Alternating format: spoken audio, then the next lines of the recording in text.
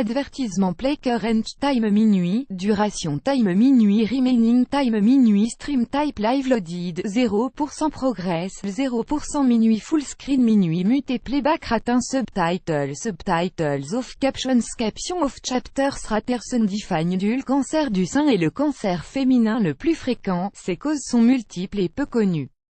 Quelques facteurs de risque ont toutefois été identifiés, comme les antécédents familiaux, la sédentarité et une alimentation riche en gras saturés.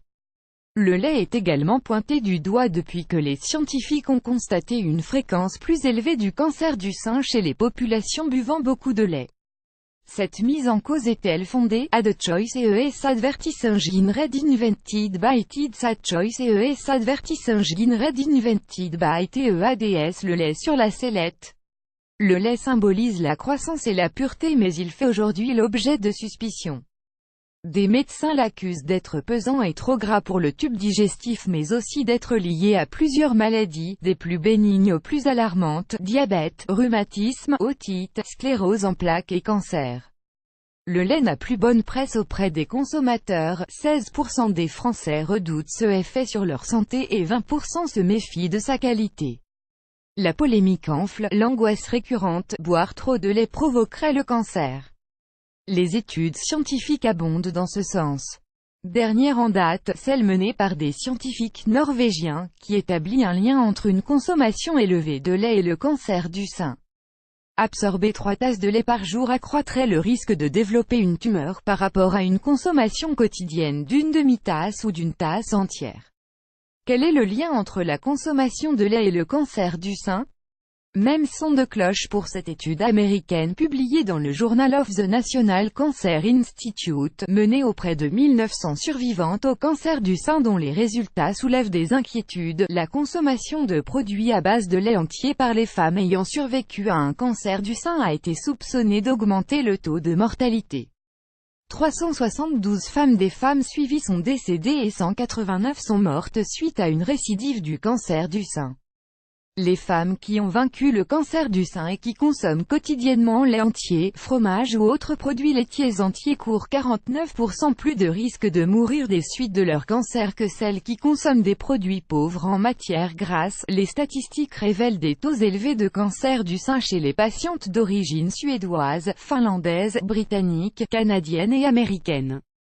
Des pays où le lait est fortement enraciné dans les habitudes alimentaires et dont la consommation par habitant dépasse 150 kg par an. Ad choice ES advertising read invented by TEDS. Ad choice ES advertising read invented by TEADS. Ouch celebrity with really gorgeous sibling shoot annuleur mieux exister 30. Aliments qui sont excellents pour votre cœur mieux existent annulés par Taboola contenu sponsorisé contenu sélectionné à l'inverse. Les scientifiques ont constaté que le cancer du sein est quasi inexistant dans les pays les moins consommateurs.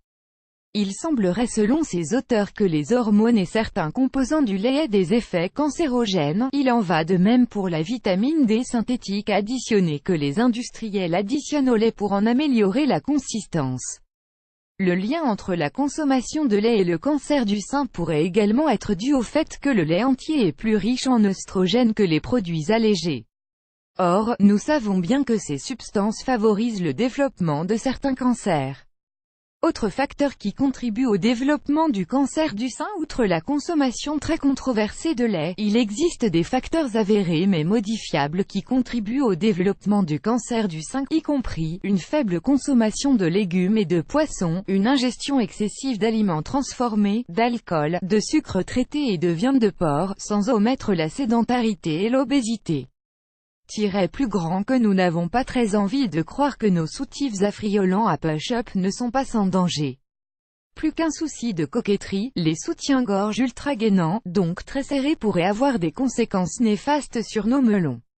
Leur port trop prolongé limite la circulation des fluides lymphatiques, de ce fait l'évacuation des toxines de cette partie du corps, aggravant ainsi les risques de développer un cancer du sein.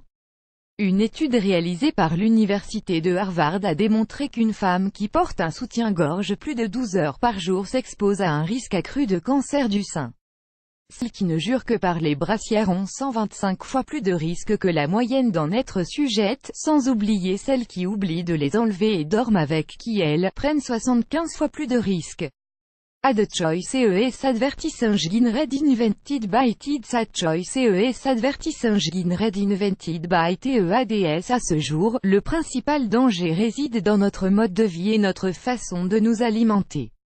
Une alimentation variée et équilibrée, la pratique d'une activité sportive ainsi que le maintien d'un poids santé sont de précieux atouts pour préserver sa santé. Plus grand que